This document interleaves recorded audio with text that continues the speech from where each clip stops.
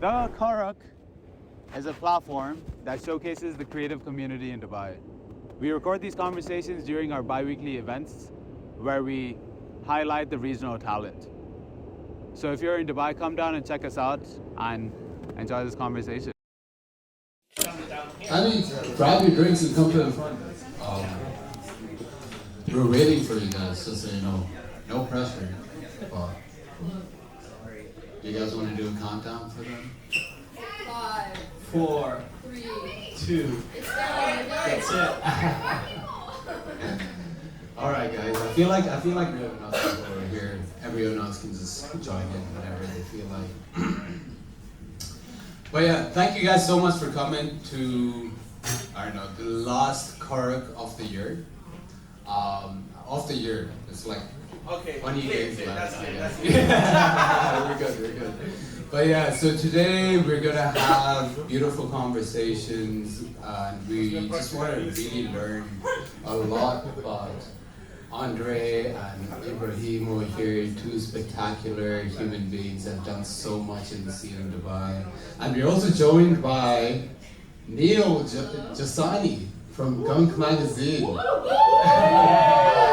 Give her a round of applause, guys. Give everyone a round of applause.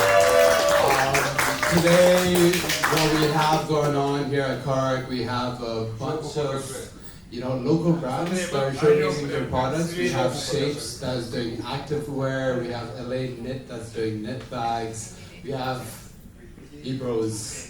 Jokes aside, and Smash Room. I don't know if you guys heard about Smash Room. They're one of the biggest places. But yes, we have their products being displayed over here. Am I missing someone? I feel like we got Clayton over there. He got Iraqi sweets and also Karak. So we actually do serve Karak now. And we. I'm getting that. Of course. We got Hera doing nails, so if you guys actually want to get your nails done, you can have that happen here. To be honest, I don't know what this is turning into. It's like a bunch of stuff happening. You can just experience it all. You got me. We got Boss Jay, who's going to be setting the vibes. He's been setting the vibes since the guys are feeling more loose. That's because it's big. And then after that, we're going to have... I'm going to wait for the MC to come in and give you the rest of the night, but... did I miss someone else? Everyone else? Sorry. And we would like to thank everyone that came down here. You guys can give yourselves a round of applause. Thank you guys so much. Thank you. But yeah, let's get started. So how this conversation element of Karak usually goes is we invite amazing people from the scene, and the whole idea is to learn from their journeys, to actually, get to experience what they've gone through before, and to experience what they've gone through to understand how they became the people they are right now. So today we got Andrey over here, who's been a director. Yo, hi everyone. And then we have Ibrahim, who's a fashion designer, creative director, entrepreneur, who's done so much. Yes, sir. And we got Neil over here. She started Gunk Magazine, but before that she was an artist. She's done some spectacular work around Dubai. And you guys can actually experience her work by the Kleta stand. You guys can go through her magazine, and I'm so happy that she's here to come and pull this. So yeah, so we start off by having them walk us through their journeys. We're going to tap into certain conversations that we feel is relevant to them and everyone in the space right now. And the whole idea is it's an open conversation. We're all here to learn, listen, and it's a safe space for everyone to just voice their opinions and talk about things that people don't usually talk about in Dubai. It's very hard to find spaces like that, but we want to make sure that we're creating spaces like that. Personal trauma, like... Maybe it depends how far we go, but like we can tap into like a teeny. I have a lot, so I mean, if you guys want to be my therapist, like sure. But yeah, I mean, let's get started. So yeah, let's start off with this first question. which I'm gonna direct to both of you. You guys can pick who wants to go first. But let's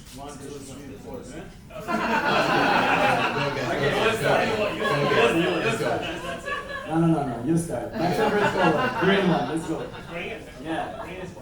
So let's go, you know, Alright, so guys, we want to know, how did you get started? How did you both become the individuals you are today? How did you start up your own company, become one of the biggest directors in Dubai, creating music videos with Rick Ross, he's doing like a lot of other stuff with like massive artists, it's like crazy brands. And you, Ebro, how did you start one of the most coolest brands in Dubai? Jokes aside, and how, and even Smash Bros, which is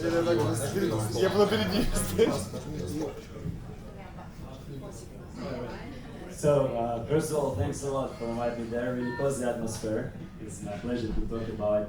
And to be honest, like my journey, my life journey is really deep, you know. First of all, what I would like to say that I'm the guy from the hood, right? I'm from Rostov-on-Don. This is my city. I'm from Russia, right? And I came to Dubai around 9 years ago to begin my film journey exactly there.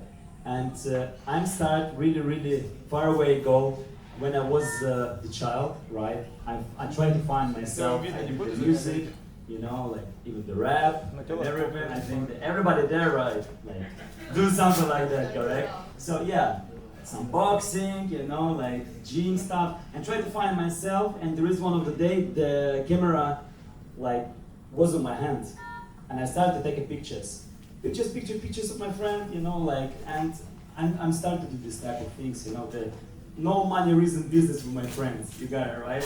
It was the camera. I remember that it was a Pentax, you know, like really cheap one, you know. I found in my father's house, you know, he did that just family pictures for it. And I started to do like some avatars pictures, and VK, it's Contacte, we call it. It's similar like a Facebook. So yeah, and started to monetize it, you know, like ask the people pay for me like 15 dirhams, you know, just to make us have another Photoshop. It was really far away ago, like 16 years ago, right? Mid-30 right now. So I'm just put all my life, full my soul to the video and photo production in these days. So after this, I'm going to take pictures, you know, some wedding stuff, you know, something like to the money reason.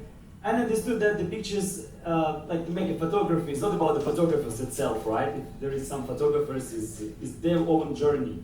I just thought it's not my choice, you know? Like, I want to do something else, something more interesting. And one of my friends, I just remember we sit on the room, you know, just friend, you know, he said, listen, you have a camera, you have a good choice, you have a good eye. Let's do some videos, you know? Let's do like music clip, I don't know, for me. It's like, I become really nervous and said like, yo, music clip, I never did that before, you know? He said, yo, come on, go educate yourself, you know? Like, I'm just trying to Google it, but there is no Google, you know? For real, it was really far away ago, no Google. And my English was totally shit, you know? Like, when I try to find any topics about it, there is nothing explanation. So people take high education for this reason, right? And I took some of the guy who just was in my city and said like, yo, show me how to like edit so on. He just showed me the Vegas Pro. It's really old, yeah, it's really old stuff. You know, I'm starting to do the editing of the Vegas and filmed my first music clip, you know. And music clip was about the rap, hood rap, street, real stuff, you know. Real stuff, yeah, real stuff. Gangster shit, yeah, Russian gangster shit about the streets, and so on. So, and you know that it was, to be honest, really successful. We just bring all the friends together, you know, started rapping in front of the camera, filming some football stuff, you know. You saw it, right? You saw it. It's really nice, to be honest. Everybody, I wish to everybody will see this, but anyway, maybe later on. So after this, I just sat in the couch myself, you know, like with myself, you know, and thought like, oh, it was successful. We need to do something with this. And I came to my friend and said, listen, maybe we need to be on TV, you know. He said, fuck yeah, why not? We just go into the Moscow, you know, and I'm from Rostov-on-Don. It's 1,000 kilometers from Moscow. We just sit on the cars, go to Moscow, sit on the, you know, like on the reception, there is the big music label, and they say, no, we will be there until we dead, or you will take this disc, you know, like a flash card, and check the video. And to be honest, it's still there. It's still on the TV. This is music clip still on the TV, you know. And I start to think that the successful is there, you know, but you need to work hard because, you know, my parents, they didn't have enough money to give me the education for the film industry because in Russia it's really expensive. You need to go to St. Petersburg or Moscow, you know. I was there from the beginning, I'm from the hood, I'm regular family. And I said, okay, fuck it, no problem. I'll do it myself, you know. I started rolling the videos, you know. We just created with another of my friends, which I did like some photo shoots on the nightclub, you know, regular photo shoots. And these times it was not like these days, you know. When I appear with the camera with the flash there, you know, the people say, oh my God, can you take a picture for me? No, you know, everybody's there in the line, and like goes, oh, and there is the line of the people, and I feel myself like a star in the nightclub, you know, like take a picture. And there is my friend, he was the guy who was on the stage, you know, just warming up the people before the party and so on. And we discussed with him, let's do something like, let's do some videos together. And he just connect the microphone to the camera, and we go to take the interviews with each of the people before when they're good and after when they're drunk, you know, and compare it. And it was really funny, like people pay attention. And how long ago was this? Few years. It was a big journey, and I'm learning, start to making videos, you know, comparing video clips, like interviews and stuff like this for the nightclubs. Then after that, I'm understood. Like was 17 in these days, right? And I understood that I need to do commercial stuff. I need to like do the weddings, you know, when the people are married, and make money with it. And I started making money with it. Collecting the money, not spend the money, purchase better camera, purchase better equipment, better and better. And all of the days, all my friends who was with me, they help me with it. You know, they go on with me to the commercials, something beauty salon. I remember there's somebody having nails, right? I did maybe 25 commercials for the nails to Reason Just, you know, like something like this, you know, like haircuts, barber shops, all the small industry, you know, during my city. And after that, I was in one nightclub filming the video, and there was the guy who just cared about the business of one of the big stars in Russia, okay? And he was drunk, and he came to me, oh, yo, you have a patient. Can you do something for me? I said, yeah, let's go. I thought, there is the gold ticket, right? Because I smashed myself with the shit. And for real, is it true? And like, I'm starting to do the music clip for one of the artists. His name is Remdiga, right? He's Remdiga. Is he a Russian artist? A Russian artist. Okay. And we just achieved in 2012 12.5 million views in YouTube. Just remember, during these days, people not watching the YouTube so much like today, right? What year was it? Huh? What year was it? 2012. Damn. Yeah. 12 million views. 12 million. 2012. Yeah, and after this, my life has changed during the rap business. Let's say, for example, right? This is one of the path. And when I appear on the party and there is some popular artist, and of course I'm the guy who's behind the camera, nobody knows me. And we started talking, and they said like, what do you did? I said, I did Rem Dig on the you. I said, you did that? I said, yeah, I did. And there is begun my popular stuff, you know. People started ordering the music videos in Russia. I'm become the one of the part really popular music label, say Gaz Golder. There is a lot of Russian popular artists and make bunch of them videos, you know. After this, I'm starting tripping to Dubai, like a regular person, you know. Imagine, I already in these days have the red camera. Maybe anybody know that, right? I just open my camera, I just sell my car, you know, and open my camera, cinematic camera. You sold your car to buy a camera. Yeah, bro, I say it's my passion. Yeah. Jesus Christ. Yeah, and it was really good choice to be honest. Right now I have a house of equipment. But anyway, this is later on, right? This is a real true story. And after it, I'm starting shooting the music clips, and at the same time shooting the nightclubs in Dubai. Imagine, so I downgrade myself. I'm ready to pass it, right? I'm starting. But I understood Dubai is the sample special. First of all, it's just 4 hours to fly from my original city to there. It's really comfortable, 2 times in a week. And I'm starting to come in here, you know, some producers collect the production for me, you know, some clients. I'm come, shoot, go back, come, shoot, go back. And the reason I'm sad like that, you know, I thought, I don't have English. You know, the most interesting stuff, when the people ask me like, what are you doing for your business, for your life? I said, I'm cinema. You know, like, one of the guys asked, can I eat? I said, in what? I didn't get you. I'm cinema, you know? Yeah, and I'm produced the music, like music clips commercials there with the Curtis. He's a British guy.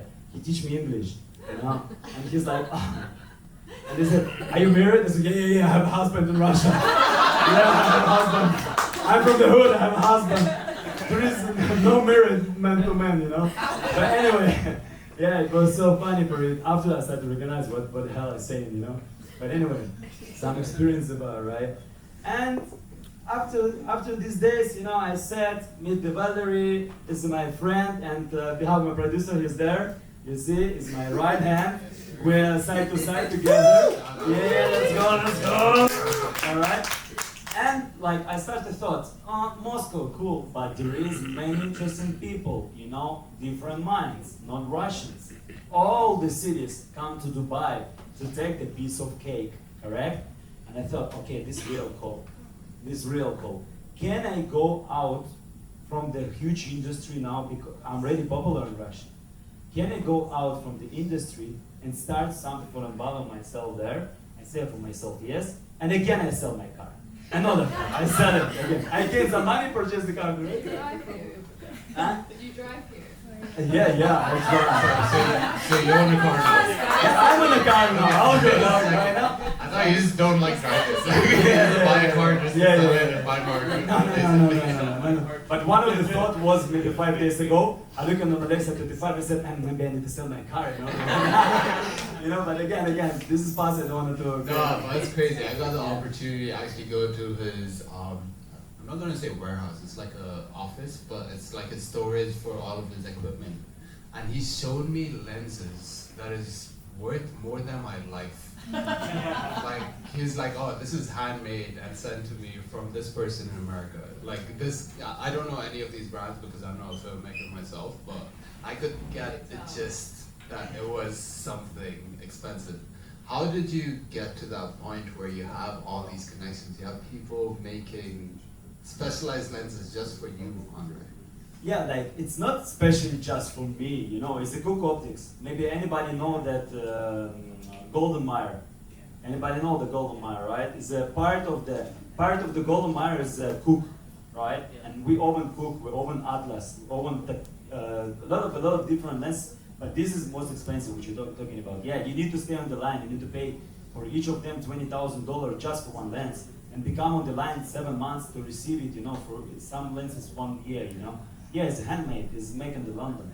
And yeah, but before to come to this journey, you know, yeah, I pay a lot of my energy, you know. I never been make it by myself, but by my crew, the people who surround me, no investors, wherever, because we do real shit, you know. This is the most important thing, because it's a passion, it's coming from the soul, you know, like we gain that one from the soul. It's not about the money, it's about like opportunity, you know, to make something special. And right now we're doing the huge commercials, we're doing like huge music clips and so on there in Dubai. And I never thought in my life that, oh my God, why I'm shipped to Dubai? Now Dubai is a brilliant place. It's growing every day. Every day it's growing. You know, there's a lot of stars, of opportunity. The product itself is really good, you know. I have a question for you, Andre. Yeah. Are you familiar with the film Gosti is Odesheva? Yeah. Come again? Gosti is Budasheva. It's a 5-parter sci-fi Soviet film. Гости из будущего. Guests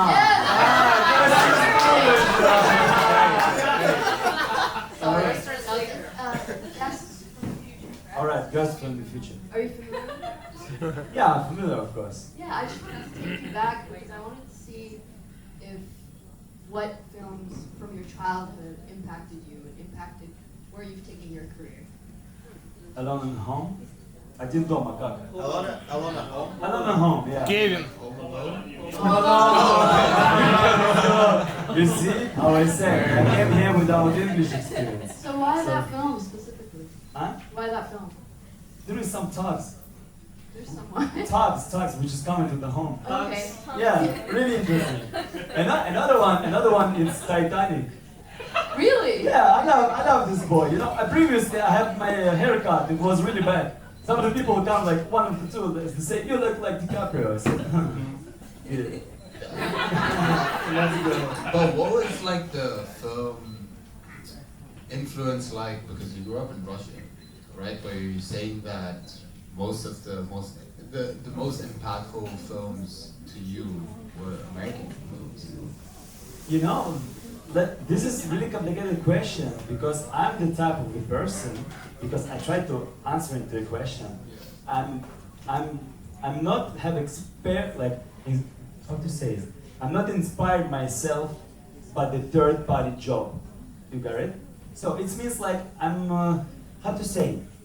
I have some inspiration from the special persons, but not the products what they made. So what I try to say that is, if you will ask me which my favorite music, I said like in general is the hip hop, but I'm edit myself and choose the parts on the classic music in the studio.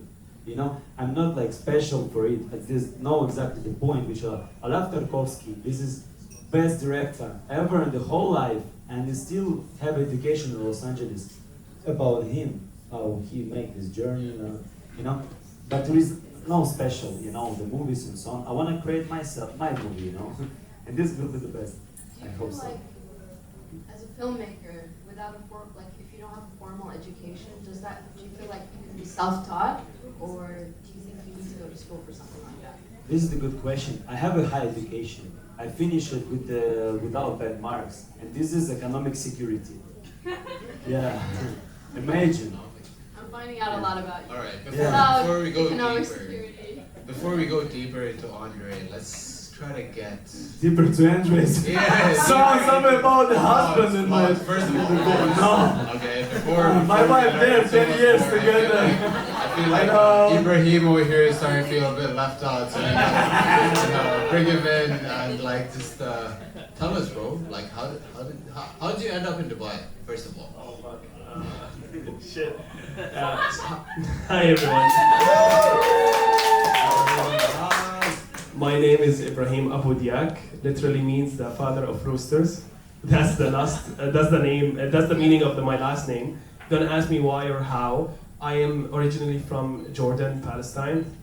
Yeah. And yes, in Palestine. I moved in Dubai. Actually, it was Abu Dhabi in 2010. So this makes it 13 years ago. I moved in as I got a job in the car industry, believe it or not, as a service advisor for Ford. And this was like totally. I look back at it today, and I'm like, who the fuck is this guy? Because I really don't recognize myself back in the days. But you know, it's all about the journey, and it's what made me who I am today. And still, I always say I'm a work in progress. I'm not a finished article. What you see today is still part of my journey. What you might see tomorrow is something else. I don't define myself by what I do. There's a lot of people who confuse their identity by what they do today. And it's like who you are. I'm a musician, I am a filmmaker, I'm a designer. No, I'm not. I am Ibrahim. Today I do this, tomorrow I might be doing something else. That's goodbye for you.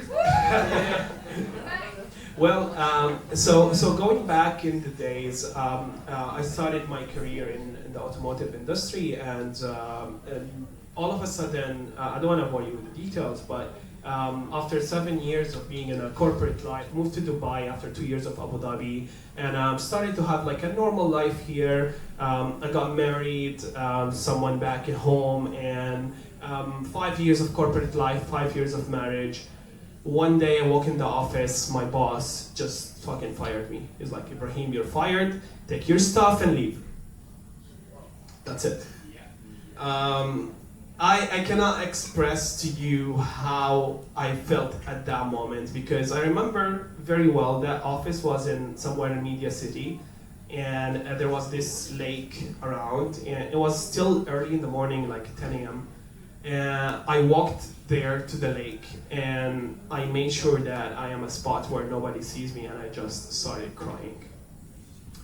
And for somebody who is, an expat in Dubai, you know the drill, right? Because you gotta have a job, you gotta have a sponsor, you gotta have a visa, you gotta cover your credit card things, and add to that all the cultural things that come with the taboo of being fired. It's still a great, something that people don't look at it in a way that they start judging you. And then add to that, within a month of being fired, I was going through divorce. So my career and my marriage ended within 2 months. And I was at a level where I was like, shit, I hit like probably the lowest of my life. And the thing is, my mom thought there's a black magic. Somebody did something, Arab moms, they were like, oh, yeah. There's like, somebody did something for you, Ibrahim. There's no way this is happening. I'm like, no, mom. Who's here know Tony Robbins? Does anybody know Tony Robbins? Yeah, baby. Okay, so I went to London for Unleash the Power Within program, and I walked on fire. So, baby, I'm a fire walker here.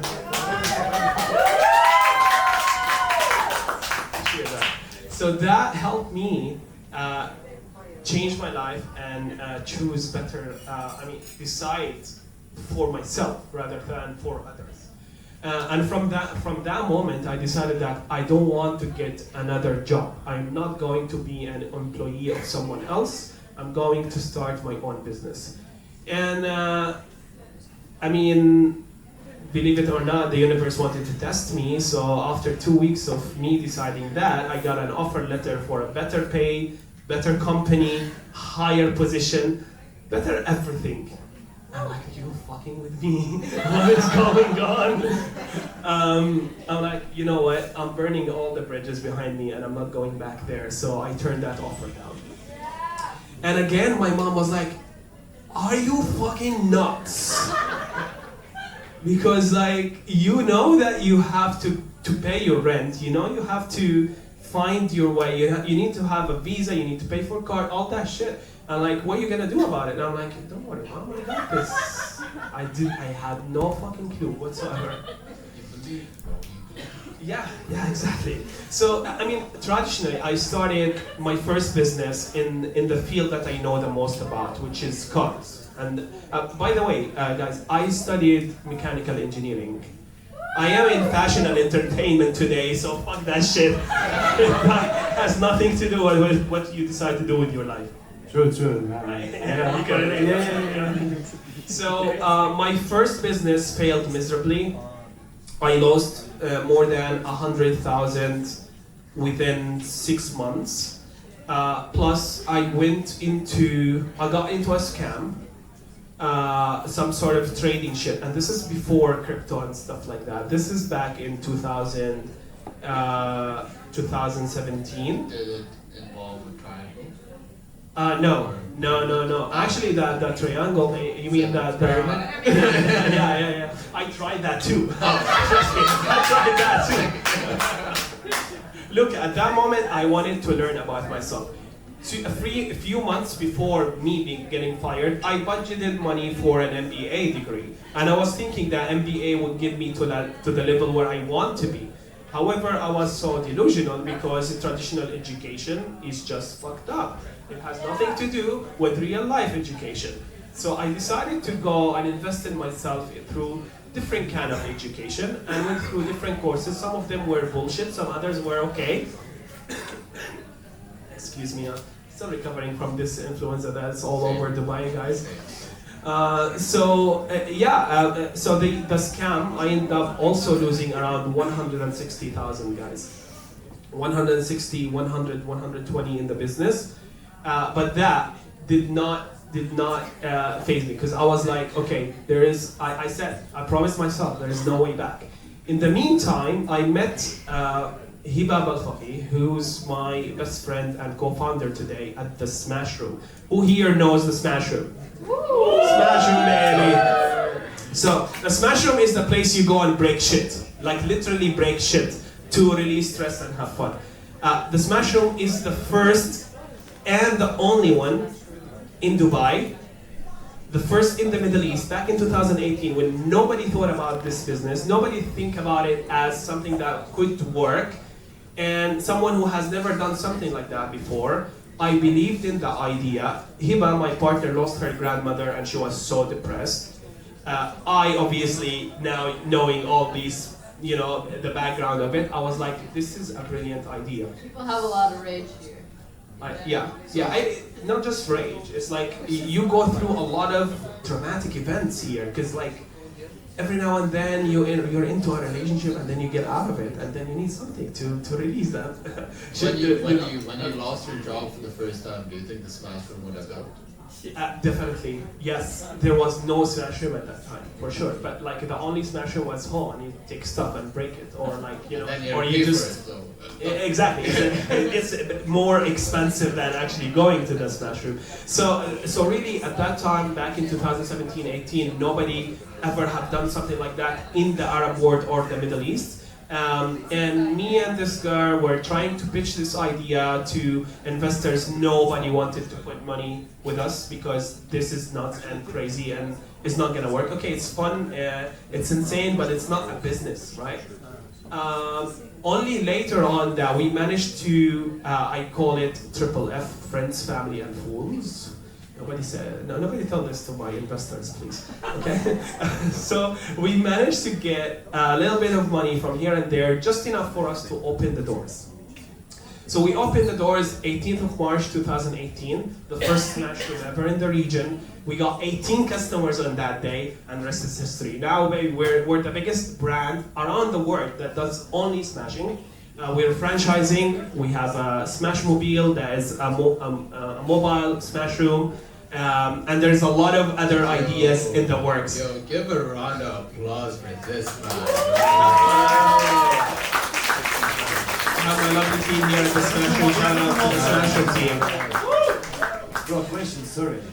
How was it came from, the idea? You know, so my story was getting fired and divorced. My co-founder's story was she lost her grandmother and she was very close to her. And Hiba studied psychology, and she's actually a super famous psychologist. She works with top personalities here in the country today. She could not deal with it with the normal stuff. She tried yoga, she tried kickboxing, she tried going to gym. Nothing worked. She had a Greek friend. Who's Greek here? Nobody? She had a Greek friend and she's like, why don't you try to break something? Because you know Greek people, break the plates at the weddings and stuff like that. It comes from a happy place. But like, try to break something. It will help, yeah. So she took her baseball bat. She's Canadian, she was crazy. Always have a baseball bat at home. And took sorry? The baseball bat at home, not to play baseball. No, not to play baseball. You know what is it for? So she took that shit and with an old printer and an old TV to the backyard and smashed it. And it felt so good that the light bulb moment came. And we met after the Tony Robbins event because she did the same thing in London, and we were talking about what we want to do in our lives. She mentioned how people judge her with thinking the story, the idea is so crazy and it's not gonna work in Dubai. I was like, fuck it, let's do it. Let's work together. And yeah, that's how the idea came up. This is cool. Not because I'm starting to thinking. You just told me the story. I started thinking like a director way. You know, like you began your story with some fails of your boss. You know, and I thought maybe you just created the room, the same office. You know, back to this mom. I started to smash it, and I thought, oh, okay, I can make the monetization of it. Yo, you got your next pop-up here, bro. So we did a lot of themed rooms, and we created experiences like an office experience, or we have also group bookings that come in for like breakup parties or divorce parties or like, you know, that kind of shit. And this is the most fun ever, because like people, imagine the questions that people ask us. Can we burn something? Can we smash someone? That is the most I'm like, you guys can smash, right? What is the most notable experience, like memory that you have in the smash room of like people? We get a lot of really interesting stories, and I'm really, really proud to say there are some dark days, guys. Being an entrepreneur is not an easy shit. It's very sexy these days. People think, oh, it's easy. I want to become my own boss. I want to be an entrepreneur. No, fuck. It's not for everybody. It is a lot of the time. It's a big nightmare because it's not about you anymore. It's about the team members that you have, and they've got families, and you gotta think about them first before you think about yourself. So I remember one of the days when we were closing down. It was like 10:30 at night, and that's when weekdays we close at 10:30.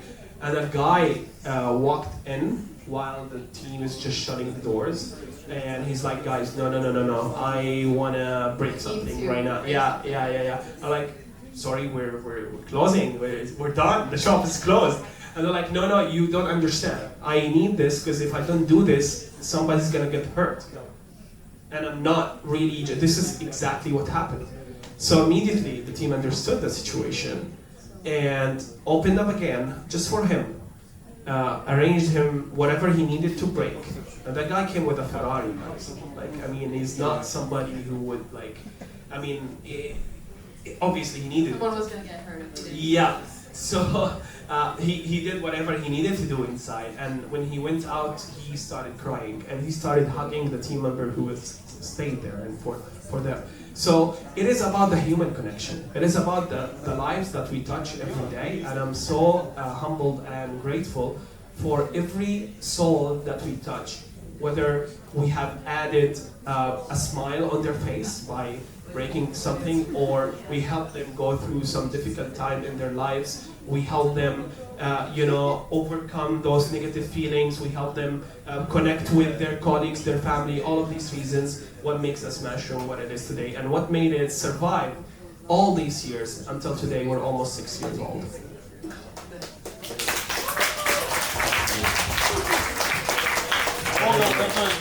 Another one. Look, you have special place, right? To smash something. Andrey's just taking her job right now. Yeah, you need like create the delivery thing, you know? Let's say for example, look, He wants to shoot your next campaign. That's what I'm saying. Look, delivery. Like, let's say for example, about me, right? I'm on the set. There is like, I'm doing the rolling, a lot of people going, live, bam, bam, bam, director thing, right? And I'm pissed off. I'm like maybe acting really bad, and I'm pissed off, you know? And Teresa just told me 2-3 minutes has come, like some time, like bullshit.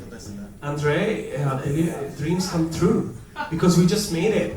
We just made the world's first Smashmobile. It's not officially out yet, so you guys are not hearing about it today. But what Andre has just said, today if you need to smash on set, you just have to make a call and the van, the Smashmobile will drive to you. I'll make the call. Check his number. It's really necessary. I really mean seriously. Stop breaking things at home. I haven't seen anything like this anywhere in the world. It's fully equipped with all the safety features. And by the way, guys, we recycle all the electronics we break, so it's environmentally friendly. We buy them from junkyards and then we recycle them. So, thank you. Every freaking year, we recycle about 15,000 electronics that are electronic waste lying down somewhere in Sharjah or Ajman. So it's guilt-free as well. But we got you. Maybe you want to be the first one to book the Smashmobile. How about that? Yeah. Done. Yeah. And then moving on to your second business, because I don't know if you guys can tell, he's a really cool looking dude. His style is on point. Thank you, man. How did it come from you? How did that side of your life start? So that's a very good question. I've always been the boring looking dude back in the days when I was in corporate again. Just because my mom used to tell me, take me to the barber and tell the barber to cut him the standard school haircut. I know what the fuck is the standard school haircut, guys, but that's what she made sure that I get nothing special in there. And then she chooses my fit, she buys my outfit. I love you, Mom, but yes, whatever. So at the peak of my personal transformation finding the smash room, finding myself in the smash room, building that shit up, and coming with it, I also undergone personal transformation in terms of how I express myself. And not just about self-expression, because you can see Jokes Aside, which is the fashion brand that you guys see today here, is an extension of myself. And I'll always say Jokes Aside is me, and I am Jokes Aside, and as the Smash Room is as well. But two forms of self-expression in two different manifestations, you know? So I started experimenting with my looks. I dyed my hair pink, I did purple, I did a mohawk, I did some crazy ass shit just for me to understand what I actually like and not. And the moment people would say, oh, this is crazy, I would like it even more. It's like, crazy, okay, I'll do even more. Thank you so much, you know? And my family, my friends, who used to me to be, you know, the person who's like in a certain way or look, especially that I came from a religious background. I'm not anymore, but I came from a very strict religious background, and these people could not understand who the fuck is this person anymore. And they either would try to understand you, or they will just turn their back on you. And I learned to be okay with that. You know, whoever stuck around, there are a few people that I know and I love so much, and they are around since the beginning. They have seen Ibrahim before and after and still in between. But there are people who left, and I'm also happy with that, because, you know, people come and go into our lives for a reason. It's always about us to teach something about ourselves. So through the middle of this transformation, I found myself having a lot of love for streetwear, and started with sneakers actually. So I started collecting sneakers, and also into hip hop and art in general. And I was looking at those Jordans, and I'm like, fuck, I love this shit. And I started collecting sneakers. And then when you start buying sneakers, you want outfits to go with them, because the sneakers are like colorful, and the standard fits don't fit anymore. And this is why I developed my, I would say, own style, because you know, I start mixing, matching, vintage shopping, thrifting here and there, and every time I would put an outfit together, people would say, "Oh fuck, this is really cool. Where did you get it from?" The more questions I was receiving this way, I was like, hold on a second, this is another sign, because you need to be in tune with yourself and understand when the universe sends you signs. And I'm like, this is a sign, maybe I should start my own brand.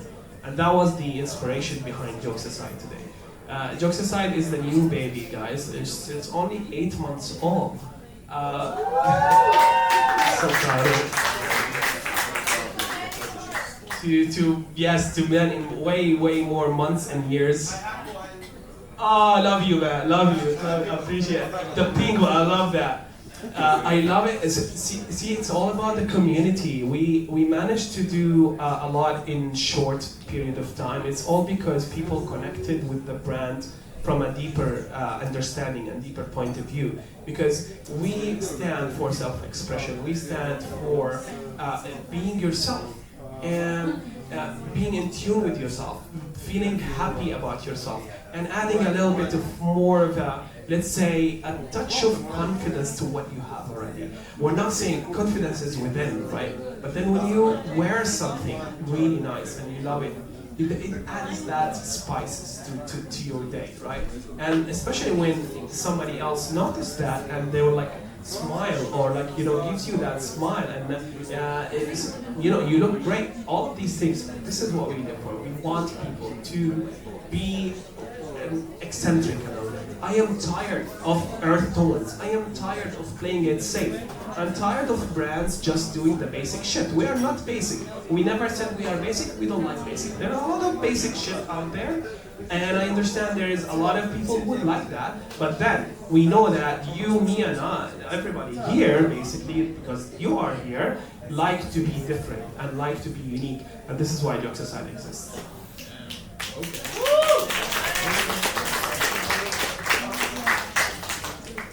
I was thinking, you were saying that the manifestation of Smash Room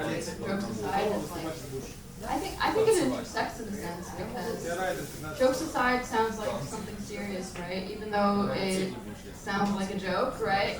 But I think it's coming from the same place where you're taking control of your life in a sense. 100%. I think you got it.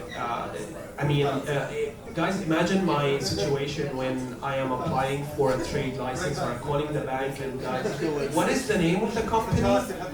Jokes aside. And they're like, what the fuck is that? Are you fucking joking? And I'm like, no, it's called Jokes Aside. And it also reminded me of the same thing when I wanted to apply for a license for the Smash Room 6 years ago, and nobody know what the fuck, like you wanna create a place where people break things, and you want them to pay for it.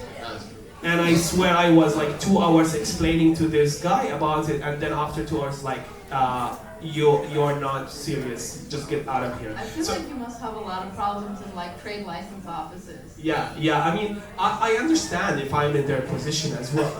Who the hell would call a company, jokes aside, FZ LLC? It just doesn't make any sense at all, right?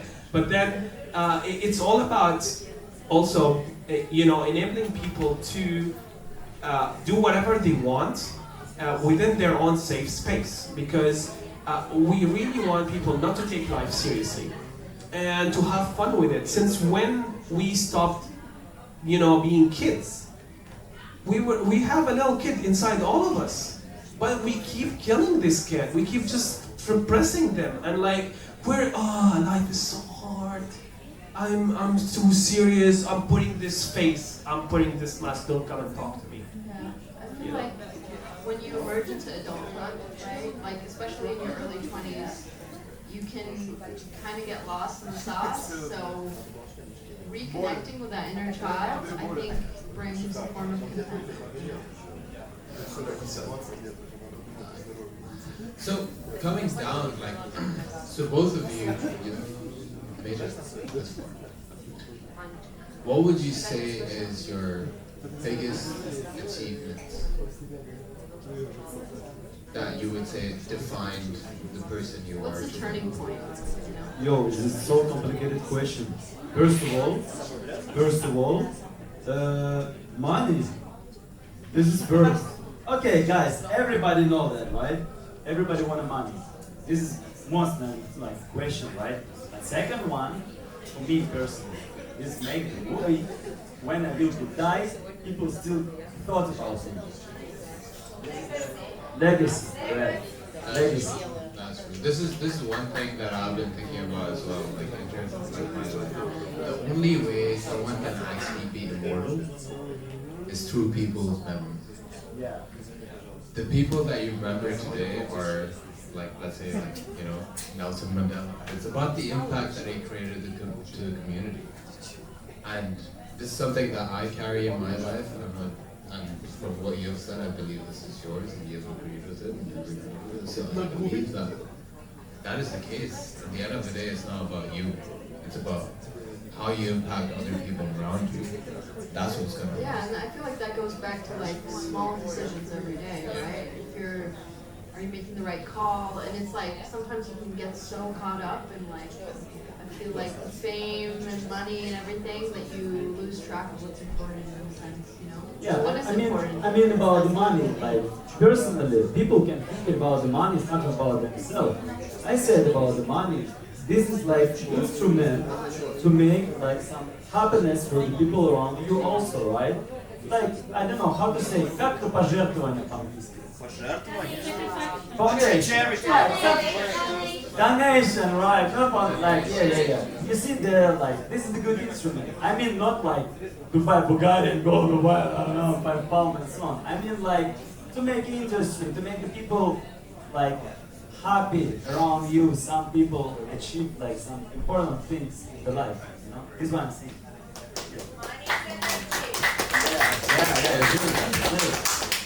What would you do? I agree. The question is very tricky because there is a few of those milestones that would maybe sort of like define the last few years. But what really matters is what we're looking after, what we want to achieve, right? And for example, for me personally, surviving COVID as a small local business was a big one. Yeah, especially when you have a physical space and you shut down. But you still needed to pay rent and salaries and all that stuff. That's the stuff of a nightmare that I don't want to even go back there. And how did you tackle that situation? So you know, being a small local business, we didn't come from a family business or something like that, or not part of a chain or something. We had to self-survive, like sufficient on our own. I would say a bit of smart business decisions and some luck. That worked for us to keep everybody in. We didn't fire anybody. Everybody stayed on, and we survived through the 4 months. The moment the door was open, we were rewarded because people were like just looking forward to come back to the Smash Room after the lockdown was over, right? We just needed to survive until that moment. But today, how I look at it is exactly what you said as well, is how do we impact more lives? How do we create a difference in someone's life, even if it is a small, guys? Do not underestimate your power as a human to create impact on someone else's life. Because someone else's life could be your brother, could be your sister, could be your best friend. But then if you inspire them to do something different, if you be there for them, you know, if you work on yourself and create a better mental health situation for yourself, so you can love yourself more, and in return, once you love yourself more, you can give back. Because if you don't love yourself enough, then you can't really give someone else something you don't own or you don't have. And this is, to me, is why I do the things I do. I really want to be able to create and create and create more things, whether it's experiences, products, that kind of things, so that people can relate with, people can use it whenever they need it, and people will remember after I die.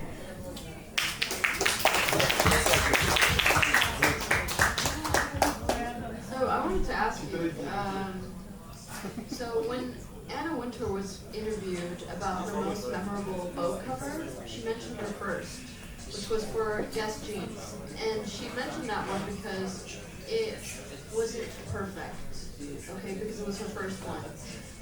Even when they took it out to the printing press, they second guessed that it was actually a Vogue cover because they were like, really? You know, is it there? So my question to you is, like, to both of you actually, is when do you stop, right? Like, when you think of Kanye, for example, and the way he releases music, he just keeps, you know, it's like improv in a sense, because he'll tease an album forever, and then when he tries to release it, then he's like always making changes, right? So when do you stop? When do you say this is good enough? This is a good product, okay? Never. It's not possible. Like, let's say for example, when I did yesterday, I already hate today. You know? Okay, but I'll argue that Kanye's a perfect example, right? It's crazy. Right? So like, when he did New Body with Nicki Minaj, he kept editing that until, you know, there was a point where it wasn't that good anymore, you know? So you do have to have a limit to your editing process. I think this is like some sort of an issue that every creative deals with on a daily basis. So there's this need for every creative in their own worst self-critique. And it is good and bad in a way that it's good because it keeps pushing you to create something better, but at the same time it can paralyze you. If you're seeking perfectionism, then you're not gonna give the world you're not gonna show the world what kind of gift you have, right?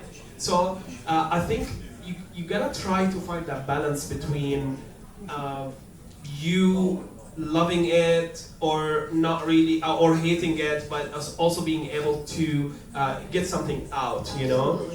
Because otherwise, I I look at the first product that I've ever made or the first experience and I'm like, what the fuck was that? But then I'm happy that it was there because... Starting point. Exactly. So you gotta start somewhere. You gotta put something out there so people will give you, feedback. People will tell you whether it works or not. And if it doesn't work, then at least you know what works and what doesn't. But if you don't get it out, how would you know? Yeah, like a real life example from my life is when I started my magazine, Gunk.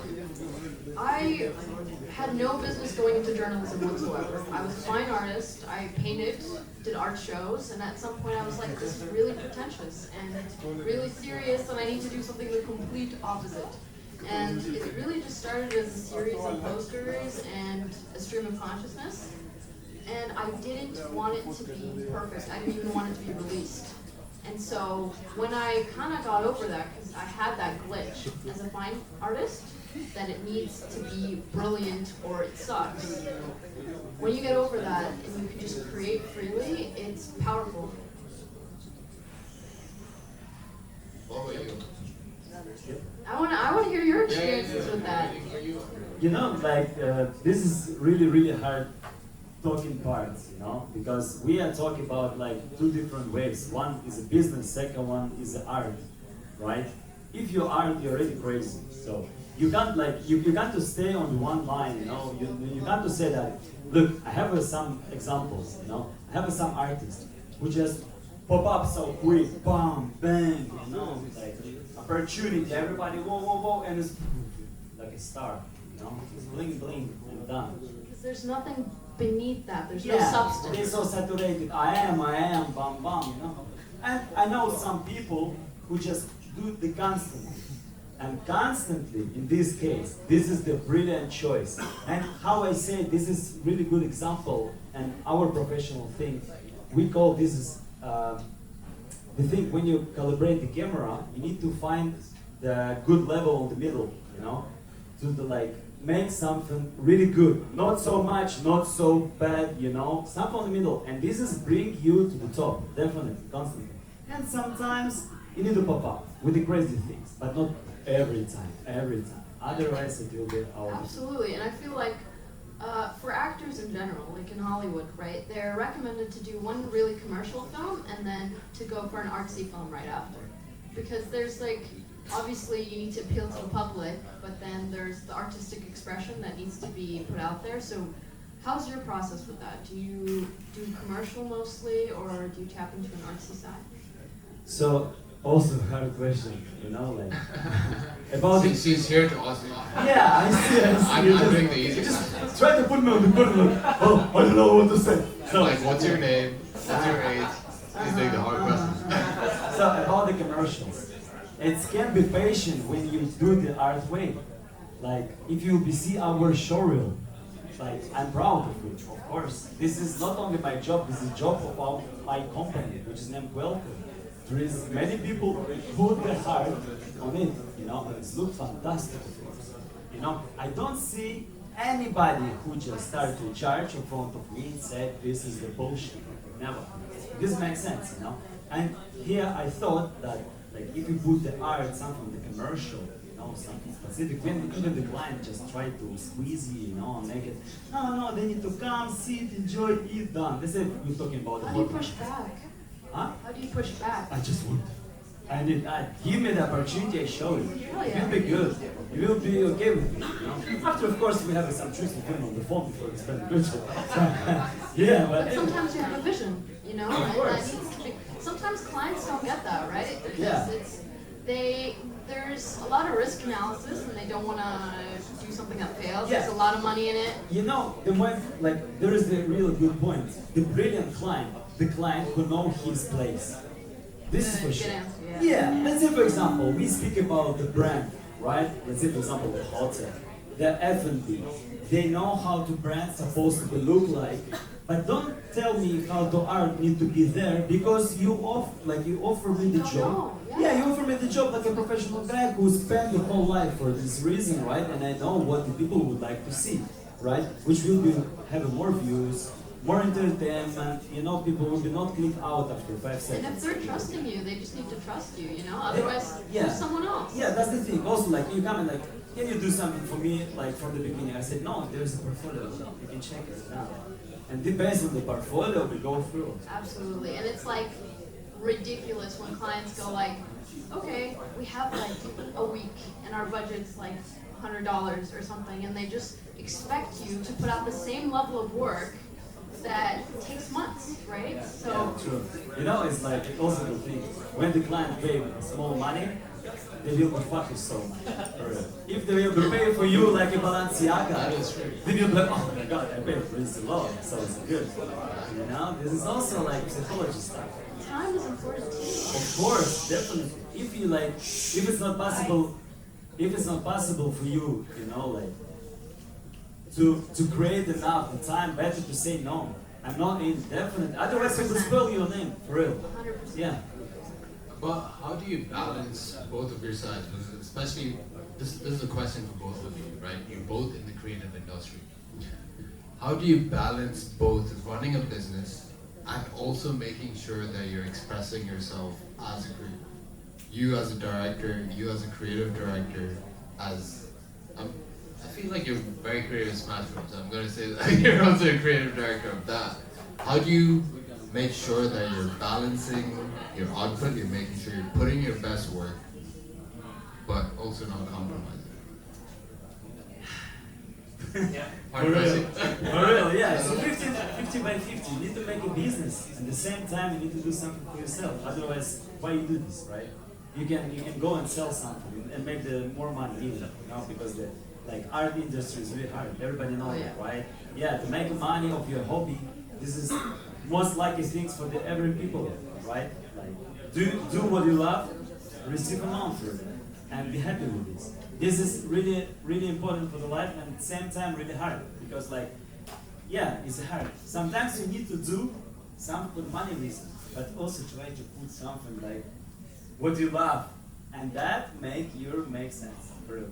Absolutely, and I feel like there's nothing worse to me than an entitled artist, because we are all hustling, bro. Like we're all trying to survive, and when an artist comes out and they're like, "Why is my work not in this gallery? Why are you not giving me credit for what I should have credit for?" It's like, who fucking cares, dude? Keep working at what you do, and then you'll be great. You know. Marketing. And marketing. Marketing's really important. Yeah. This is most important thing. Yeah. What about you, bro? Well, it's really tough because yes, it is after all a business, and a business means you gotta provide that sustainability of all the business elements to make sure that you know you're in it for the long run. You're not just in it for 2 days and then you shut down. This is serious shit. But at the same time, you want to maintain your creativity. You want to maintain your identity. But what I believe in is, if we think about it from a scarcity point of view, it's all about mindset, even for business, because business is 70% psychology and 30% basically technique. So when you say 70% psychology when it comes to running a business, it means like you gotta treat it as your personal sort of like growth mind at the same time, because I mean, there are people who would align with your vision. There are people who would see what you're going for. They'll see your art, they'll see your vision. So you see what you do, and they will buy your shit. You don't have to think about it, oh, there's not enough people there to buy my stuff, or my stuff are so crazy and so different. Yes, I'm crazy shit, but like, people love that stuff, and people who think the same way, or they aspire to be someone, they look at some sort of like journey, and they have goals they want to achieve, and they see you grinding, they see you putting in the work, they will buy from you, or they will support you, and it's all about today supporting local businesses, because we know what's going on around the world today, and we know that we have the power today to control the narrative. Why do we have to buy fucking products from companies that are sponsoring the killing of our brothers and sisters somewhere here? Why do we have to do that when we have the power to create things ourselves, and we have the power to create opportunities, jobs, support families here in the region from all over the world who live here? You know, support the economy, support the creatives, support the talents that are here. So if we keep pushing this, it means at some point we will reach to a level where we can control the narrative. And by saying that, we will have our own media outlets, we will have our biggest magazines, we will have our TV stations, we will have our fashion shows. It is about us, not about them. It's not feeding, they're not feeding us what they want, it's us controlling the scene and the narrative. This is what we want to do. And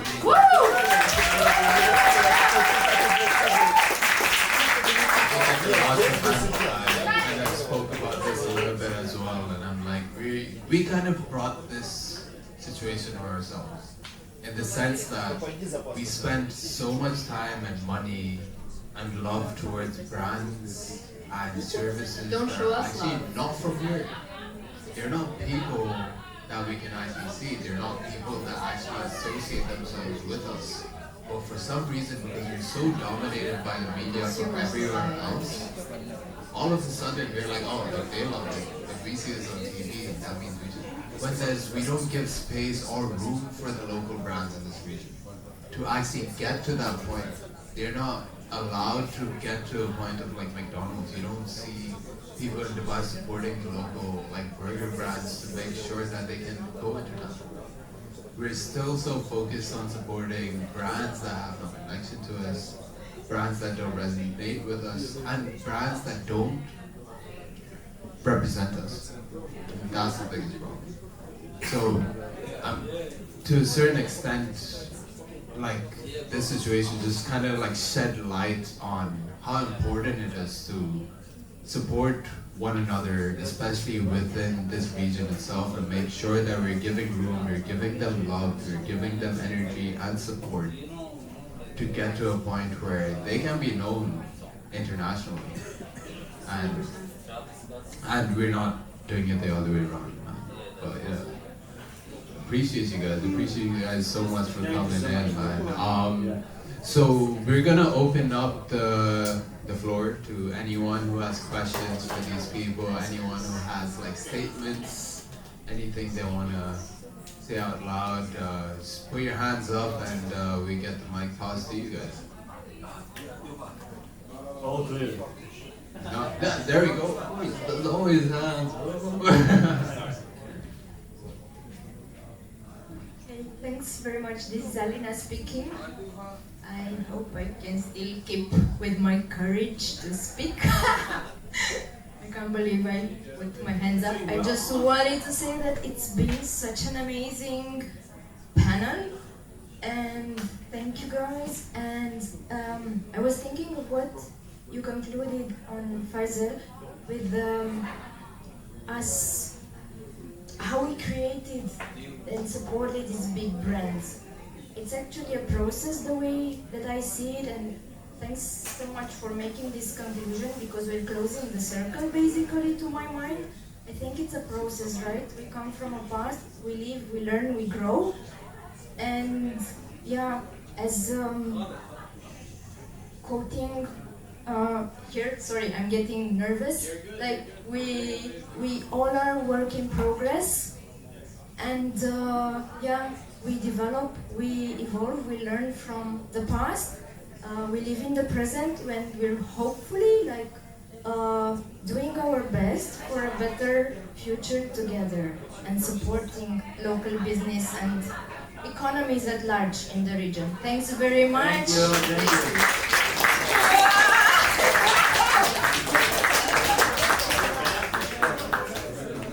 Alright, so hi, Abdullah. So I just wanted to ask you a question. I'm a filmmaker, producer, and I decided to go all other way to being an employee here in Dubai. I have some similarities in your stories where I feel like I used to be a freelancer for almost like 6 years. I operated like a production company very much. Same as you did, I took projects on my own, I had my own vision, blah, blah, blah. And then I decided at the end, because there are so much liabilities, responsibilities, families back home, everything is going down, and you have this sometimes, you have the balance between creativity and financials. And I decided to go on a full-time job. And now I have this burning desire inside me to. I wrote my first feature film 7 years ago, and it's in the shelf. No one saw it. I applied for some funds, and they liked it, but I never proceeded.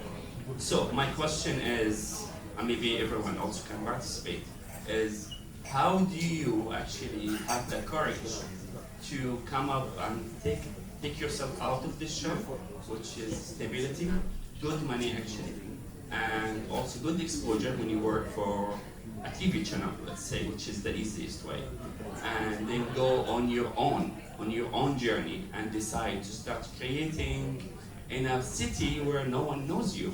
Because I tried being a freelancer here in Dubai and it sucks. It's hard.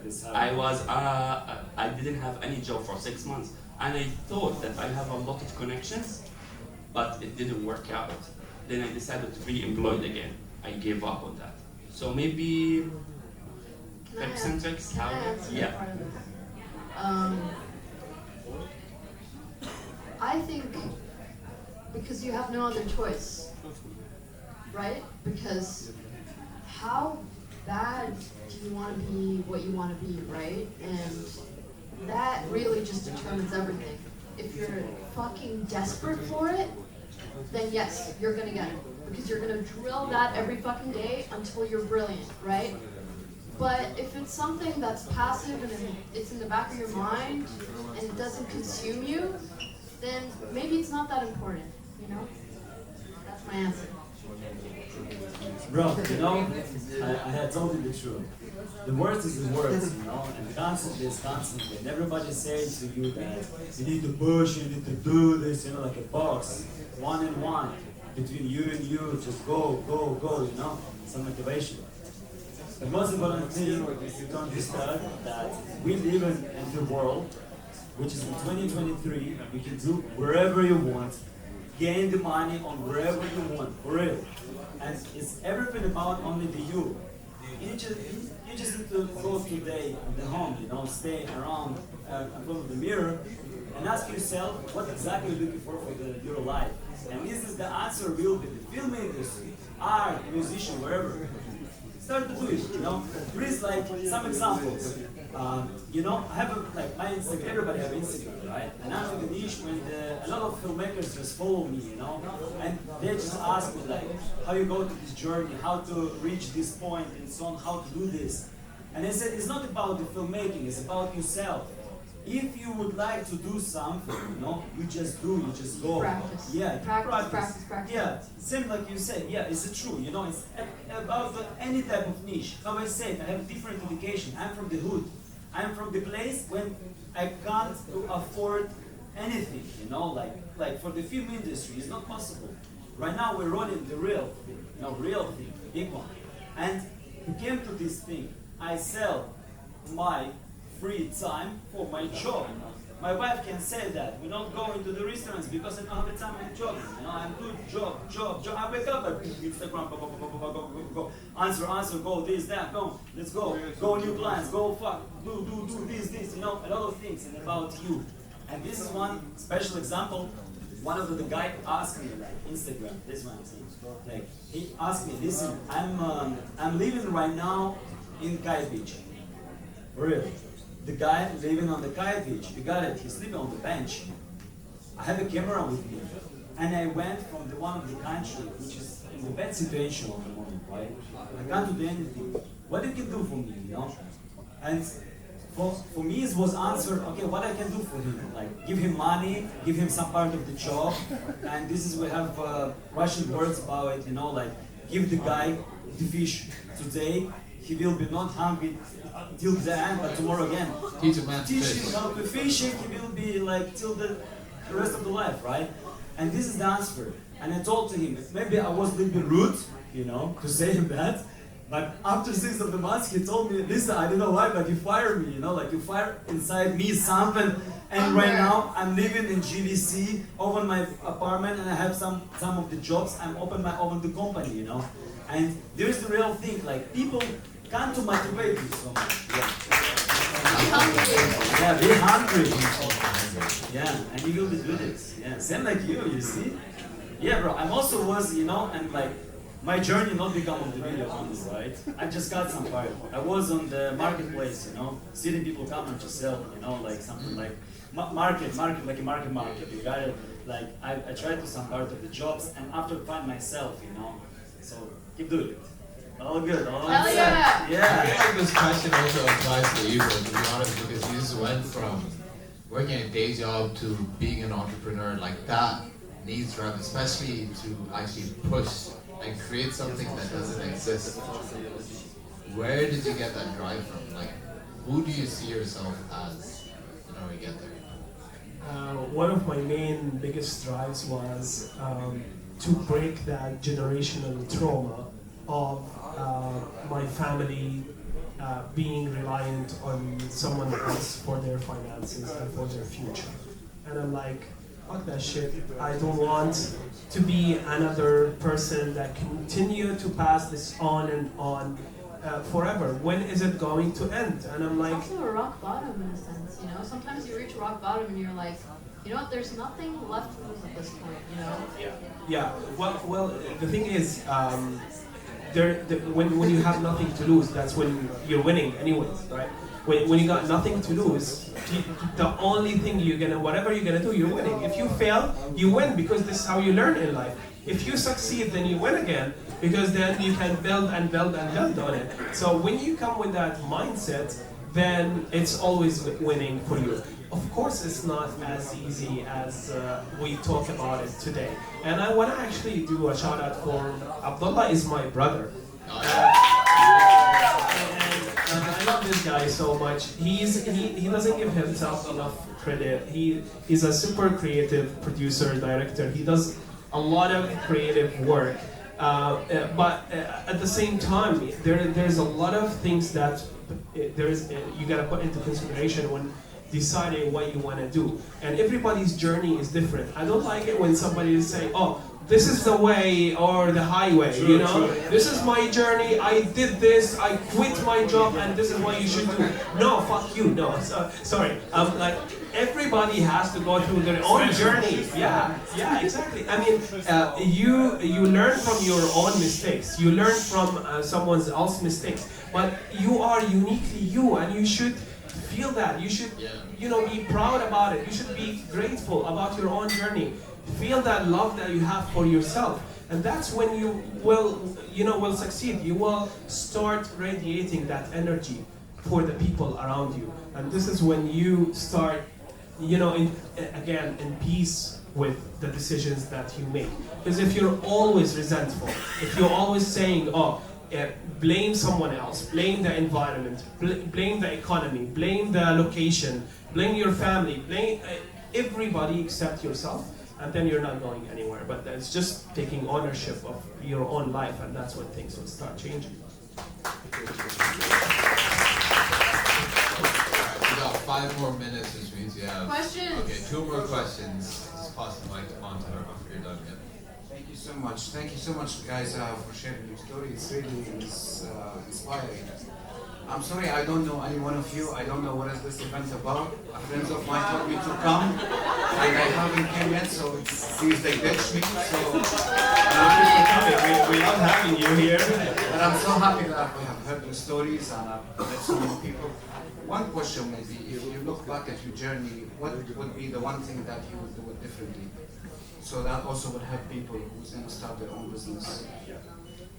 So if I want to take this first, I'd say there is, I live life with no regrets. So I take ownership with everything that I have made. Some of my decisions sucked, and sometimes I look back and I'm like, what kind of an idiot makes that kind of decision? But if there is one thing that I would want to change in my journey, is not going to school, not going to university. If I ever want to have kids in my life ever, they're not going to go to school. That is my thing, but like we can talk about it separately. But I am against traditional education. The interesting thing, I'm a university professor, so... Oh shit!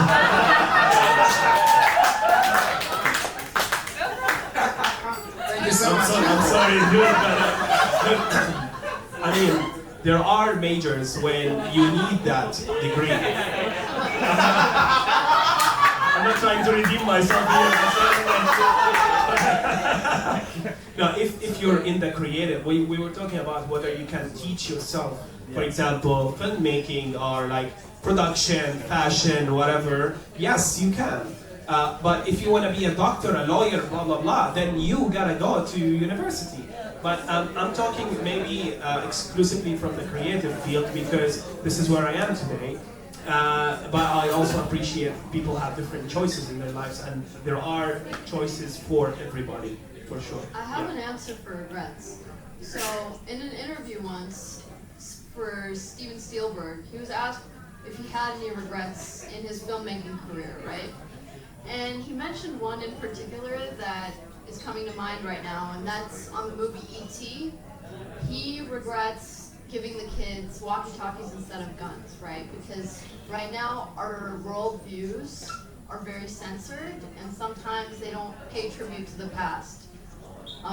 So I think a good thing to keep in mind is like censorship, right? And you know, in this day and age, there's a lot of that, and there's a lot of this is what you're supposed to think, and this is what you're supposed to say. And I think not letting that get to you is super important because you're an individual. Yeah. Again, the questions. Can you repeat this? I didn't get it, to be honest. Looking back at your experience since you started until today, what would be one thing you would do it differently? Now, knowing what you know. Be the artist, I guess. Like, you know, it's a really hard thing. Like, how I said from the beginning, I try to find myself. You know that, and I play the piano and so on. I go to my Thai box and so on. I go to the box because I'm supposed to, you know. But the thing is, like, right now when I'm doing the thing, you know, I thought that maybe I'm supposed to be on the stage, and this is the most important thing, which is going to another way. Wherever you will do, you will be not happy with this at all, you know, like everything is a routine, you know, and this is really hard. I'm a film director. A lot of people say that, yo, I want to be on your place, you're successful. I said, yeah, but it's 75% routine, you know. I'm filming every day, like I'm thinking about the film, I'm doing this, and it's a routine, it's okay for me, you know. It's same like be born on the really rich family and sometimes hate the money, you know, same thing. And that's the thing. What I'm supposed to say for myself on the like young time is be the art. Like I mean, like be on the stage, make a rap music wherever, like, you know, something like this. Maybe this is more will be interesting for me than right now. But in general, if you'll be told about not about me and just in general, I don't know. There is how to say, как сказать, не сожалей никогда. Don't regret. Don't regret. No regrets. Right. So no regrets. There's like I don't know, like how to think of it. Oh, don't do this, don't do that. But you are there because it's it, right?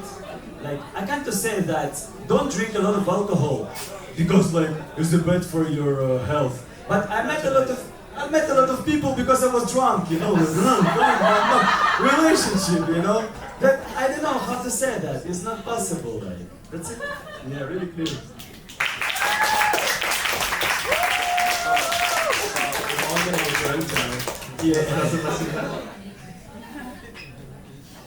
I'm gonna ask a question which is about 95% of this room, approximately, because we are all foreigner. We are not born and raised here, but personally, me, UAE, especially Dubai, give a lot. 90% of my life have been changed exactly in UAE. Hard way as well, not my story, not now. But however, I wanted to ask you two, or for everyone, how does and why UAE gives you this big opportunity, and how does it affect you in a bad and in a good way? Can I start? Alright, so Dubai for me it was from the beginning, like how I said, 9 years, big experience then, and in general 10 years, right? It was, how to say, it was a game for me, you know, that I came here in Dubai with my family when I was 19. It was my first journey to outside of Russia, right? I woke up in Marina, go to the swimming pool, stay with my father, and say that, yo, I wanna work there. And he said, I get you on the work, right? I told you.